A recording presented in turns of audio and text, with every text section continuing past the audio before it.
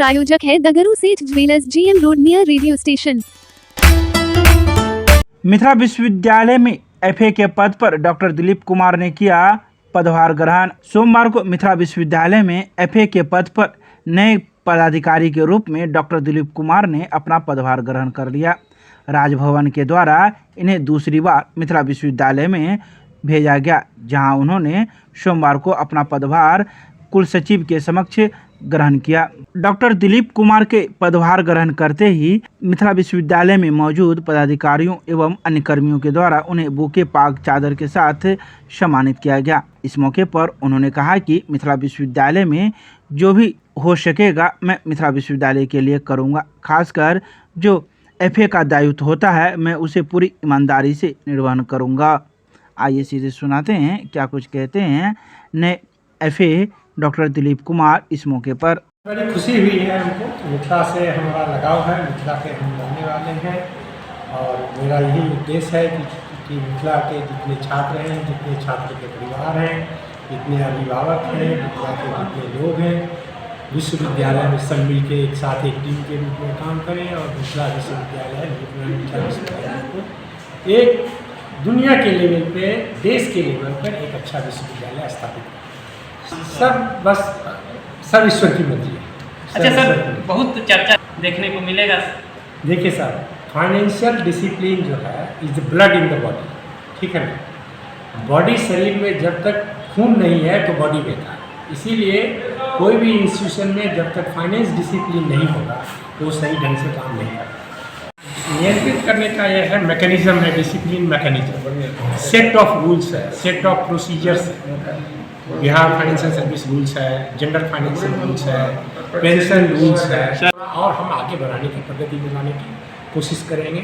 खास करके जो सैलरी है वो टाइम पर मिले। पेंशन हमारा सबसे ग्रे एरिया है। पेंशनर्स को कुछ इशूज़ होना नहीं चाहिए इस एज में। उनकी जैसे सैलरी टाइम पर मिलती है वैसे पेंशनर को भी पेंशनर का जो पेंशन है वो समय पर मिलना चाहिए। ग्रेजुएटी लोगों को 2-2 साल 3-3 साल तक नहीं मिलती है, बाकी पेमेंट्स नहीं मिलते हैं, वो अगर समय पर मिले तो यही अगर हम कर दें तो यही हमारे लिए बहुत बड़ी। हमारा नज़र रहेगा छात्र का कल्याण, पेंशनर्स का कल्याण, कर्मचारी का कल्याण, न्याय संगत कल्याण, रूल के तहत कल्याण जो होगा वो हम उसके लिए तत्पर रहेंगे। अच्छा, बीते जो वर्ष गए हैं फाइनेंशियल, क्या उसकी भी आप अवलोकन करेंगे, जांच? अभी हम आज ज्वाइन किए हैं, पीछे की क्या स्थिति है इसकी हमको अभी कोई जानकारी नहीं। अब कुल अवलोकन करने की आवश्यकता है ये भी या नहीं भी है, और ऊपर हमारे महामहिम में जो ऊपर से आदेश होगा वैसा हम करेंगे। +2 देश रत्न राजेंद्र बालिका उच्च विद्यालय में छात्राओं की कंप्यूटर की शिक्षा को लेकर नगर विधायक की ओर से दिया जाएगा 15 कंप्यूटर। 1 सितंबर से होगी पढ़ाई प्रारंभ। सोमवार को +2 देश रत्न राजेंद्र बालिका उच्च विद्यालय में छात्रा, शिक्षक, अभिभावक गोष्ठी को संबोधित करते हुए नगर विधायक ने कई बातों की घोषणा की। विद्यालय के प्रबंध समिति के अध्यक्ष नगर विधायक संजय सरावगी ने सभी अभिभावकों से अपील किया कि आपकी सभी समस्याएं निष्पादित होगी। आप अनिवार्य रूप से अपने अपने बच्चियों को स्कूल भेजें। विभिन्न लागू की गई योजनाओं से अभी तक वंचित रह रही छात्राओं के संबंध में भी स्कूल प्रबंधन एवं उपस्थित DPO को नगर विधायक ने निर्देशित किया कि एक भी बच्चियां इस लाभ से वंचित न हो। 11वीं एवं 12वीं के शिक्षकों से पूछा कि इन कक्षाओं की छात्राओं को आपकी ओर से कुशलता के साथ सूचित क्यों नहीं किया गया ताकि इनकी उपस्थिति यहाँ बेहतर हो सके। इसके अलावा उन्होंने कई बातों की चर्चा की। उन्होंने विद्यालय प्रबंधन को निर्देश दिया कि उनकी ओर से 15 कंप्यूटर व्यवस्था की जाएगी। आप ऊपर के एक कमरे में कंप्यूटर कक्ष को तैयार करें तथा आगामी 1 सितंबर से मेरी उपस्थिति में छात्राओं की कंप्यूटर की पढ़ाई प्रारंभ करें। सोमवार को इस गोष्ठी में नगर विधायक पूरी तरह से एक प्रधानाचार्य की भूमिका में दिखे। बिहार राज्य विश्वविद्यालय एवं महाविद्यालय कर्मचारी संघ का दूसरे दिन भी मिथिला विश्वविद्यालय के धरना स्थल पर प्रदर्शन रहा जारी। सोमवार को मिथिला विश्वविद्यालय के धरना स्थल पर बिहार राज्य विश्वविद्यालय एवं महाविद्यालय कर्मचारी संघ के सदस्यों के द्वारा दूसरे दिन भी 13 सूत्री मांगों को लेकर धरना प्रदर्शन जारी रहा। वहीं धरना प्रदर्शन करते हुए प्रक्षेत्रीय मंत्री विनय कुमार झा ने कई बातों की चर्चा की। उन्होंने कहा कि हम लोग लगातार विश्वविद्यालय प्रशासन को अपनी मांग पत्र देते आए हैं, लेकिन उन्होंने हम लोग की मांग पत्र पर जरा सा भी गौर नहीं किया और कोई विचार नहीं किया, जिस वजह से आज हम लोग क्षुब्ध होकर यह 2 दिनों का धरना कार्यक्रम कर रहे हैं। अगर हम लोगों की मांग पूरी नहीं की जाती है तो आने वाले समय में इससे भी बड़ा उग्र प्रदर्शन करेंगे। आइए सीधे सुनाते हैं क्या कुछ कहते हैं इस संबंध में मौजूद कर्मी। दूसरी मांग है हमारा, हमने लगातार जो है सो विश्वविद्यालय को पत्रों के माध्यम से अपनी मांगों से अवगत कराता रहा हूँ। व्यक्तिगत मिलके भी हमने कार्यालय में अपने प्रतिनिधियों के साथ जानकारी पदाधिकारियों को दी है, परंतु अभी तक किसी तरह का निदान कोई नहीं हुआ है। बाध्य होकर छात्र हित में हमको निर्णय लेना पड़ा कि 3 दिन काला बिल्ला लगाकर हम कार्यालय में महाविद्यालयों में काम करेंगे। वो हमने किया, फिर कोई समाधान नहीं होने के बाद हमारा अपना साप्ताहिक छुट्टी में हम धरना कार्यक्रम किए, छात्र हित को देखते हुए कि समस्या का समाधान हो जाए, परंतु कल तक किसी तरह का समस्या का समाधान नहीं हुआ। तो आज बाध्य होकर फिर हम धरना पर बैठे हैं। आज समस्या का समाधान नहीं होता है तो हम फिर शाम में इस पर निर्णय लेंगे कि हमको फिर आगे की रणनीति क्या आज छात्र हित को नहीं देखे? छात्र हित को तो मैंने देखकर अपनी छुट्टी में यहाँ कल भर दिन रविवार को धरना दिया। कल तो कोई पदाधिकारी नहीं आए होंगे। नहीं थे तो हमने छात्र हित को देखा है ना, हम छात्र से फेस कर रहे हैं ना, छात्रों से महाविद्यालय में हम फेस कर रहे हैं। जहाँ महाविद्यालय में 50 एम्प्लॉय होते थे, 70 एम्प्लॉय होते थे, आज वहाँ 5 और 10 एम्प्लॉय हैं।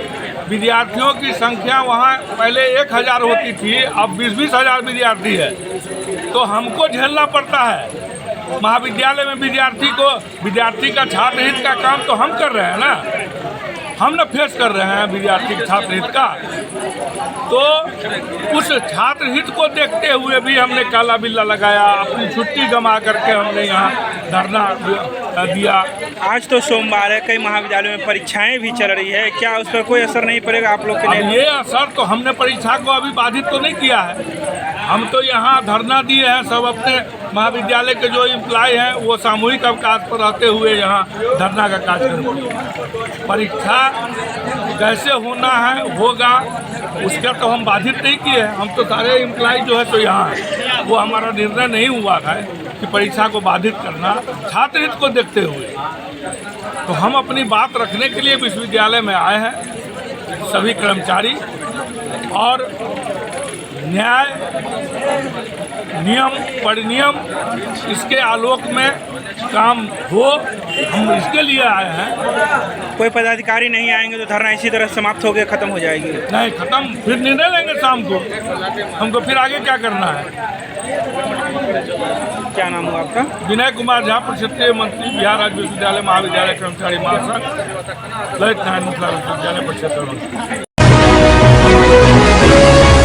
मिथिला विश्वविद्यालय के स्नातकोत्तर हिंदी विभाग के सत्र 2021 से 23 छात्राओं ने मिथिला विश्वविद्यालय मुख्यालय पर किया प्रदर्शन। सोमवार को मिथिला विश्वविद्यालय मुख्यालय पर स्नातकोत्तर हिंदी विभाग के सत्र 2021 से 23 छात्राओं ने इंटरनल की परीक्षा में कम अंक देने को लेकर मिथिला विश्वविद्यालय पर किया प्रदर्शन के दौरान मौजूद छात्राओं ने कई बात कही, लेकिन घंटों प्रदर्शन के बाद मिथिला विश्वविद्यालय प्रशासन के द्वारा छात्रों की कुछ टीम प्रतिकुलपति से मुलाकात की, जिसके आश्वासन के बाद छात्राओं का यह धरना प्रदर्शन समाप्त हो गया। देखिए, हम लोग का आपत्ति यह है कि इंटरनल परीक्षा में हम लोग हिंदी विभाग के 21-23 के स्टूडेंट हैं। मनमानी किया गया है, बेतरतीब आंतरिक परीक्षा में नंबर काटा गया है और दूसरे महाविद्यालय की मार्कशीट को देखेंगे तो वहाँ देखिए मूल्यांकन किस तरह से किया गया है कैमरे के सामने।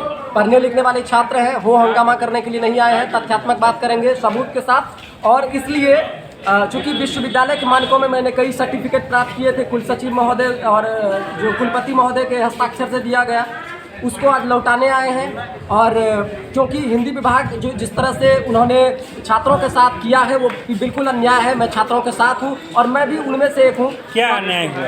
अन्याय दरअसल ये हुआ है कि आपको पता है कि जो CBCS सिस्टम है पीजी में, वो 70 नंबर का जो है एक्सटर्नल एग्ज़ाम होता है और 30 नंबर का एग्ज़ाम इंटरनल होता है, जिसमें कि प्रोफेसर नंबर देते हैं। तो वो जो है मूल्यांकन करते हैं, वो अपने हिसाब से करते हैं, उनको जो ठीक लगता है वो करते हैं। और चूंकि उनका जो स्टूडेंट खास स्टूडेंट है उसी को वो नंबर देना चाहते हैं। मैं व्यक्तिगत कह रहा हूँ, और भी स्टूडेंट हैं, लेकिन मैं पर्सनल आपको बता रहा हूँ कि मुझे विश्वविद्यालय में हिंदी में सबसे अधिक एक्सटर्नल में 12 नंबर है, लेकिन इंटरनल में नंबर इसलिए काट गया, ये इन लोगों ने काटा कि यूनिवर्सिटी टॉप ना कर पाए। तमाम तरह की बात है, इसके लिए मैंने तमाम तरह के सबूत मैंने लाया है। और दूसरी बात यह है कि मैं तथ्यात्मक और लॉजिकल बात कर रहा हूँ, मेरे पास पर्याप्त सबूत है, आप देख लीजिए उठाकर। और इसलिए मैं कुलपति को ज्ञापन देने आया हूँ। मेरे साथ 15-20 की संख्या में हिंदी विभाग के लोग हैं। सारे बच्चों ने कहा कि तुम जाकर ऐसे करो क्योंकि प्रताड़ना हो रहा है। इससे पहले भी मैं आपको बता दूं कि कुलसचिव महोदय को और कुलपति महोदय को हिंदी विभाग की कुछ छात्राओं ने मानसिक प्रताड़ना का जो है आवेदन दिया था। तो हिंदी विभाग में कुलसचिव महोदय जाकर क्या कहते हैं, ये घर का मामला है बेटी, कोई बात नहीं, ऐसा होता है। एक प्रशासनिक पद पर बैठा हुआ कुलसचिव इस तरह से संवेदनहीन बात बोलेगा, ये सुनकर मैं जब से सुना हूँ मेरा चक्कर आ रहा है। कल की तारीख में मानसिक प्रताड़ना से आहत होकर कोई बच्चा सुसाइड कर लेगा तो ये किसकी जिम्मेदारी होगी? अगर कुलसचिव महोदय सुन लेते हैं तो ठीक है, 2 दिन का समय है, तब तक विभाग में हम लोग ताला मार के रखेंगे, नहीं तो हम लोग राजभवन जो है जाएंगे और अपनी बातों को लोकतांत्रिक ढंग से रखेंगे, अहिंसक रूप से रखेंगे। आप देख रहे हैं हम लोग कितना शांति से बैठे हुए हैं। क्या नाम हुआ आपका? मेरा नाम दर्शन सुधाकर हुआ और मैं 2021-23 का विश्वविद्यालय हिंदी विभाग का छात्र हूँ। DMCH के स्त्री एवं प्रसूति रोग विभाग के सभागार में स्तनपान सप्ताह समापन समारोह का किया गया आयोजन। सोमवार को DMCH की अधीक्षिका डॉक्टर अलका झा ने स्त्री एवं प्रसूति विभाग में आयोजित स्तनपान सप्ताह समारोह में अपने उद्गार व्यक्त करते हुए कई बातों की चर्चा की। यह समापन समारोह स्त्री एवं प्रसूति रोग विभाग के सभागार में आयोजित किया गया था, जिसमें प्रस्तुताओं के साथ स्त्री एवं प्रसूति रोग विभाग, शिशु रोग विभाग, IAP, फॉक्सी, इनरविल इत्यादि संस्थाओं के द्वारा जागरूकता कार्यक्रम का भी आयोजन किया गया। दरभंगा मेडिकल कॉलेज के प्राचार्य डॉक्टर KN मिश्रा ने कहा कि 2017 में मैटरनिटी बेनिफिट एक्ट में अमेंडमेंट पर कामकाजी महिलाओं के हक में कई प्रावधान किए गए। इसके अलावा इस मौके पर उन्होंने कई बातों की चर्चा की। वहीं इस अवसर पर मौजूद कई वक्ताओं ने भी अपने अपने विचार व्यक्त किए।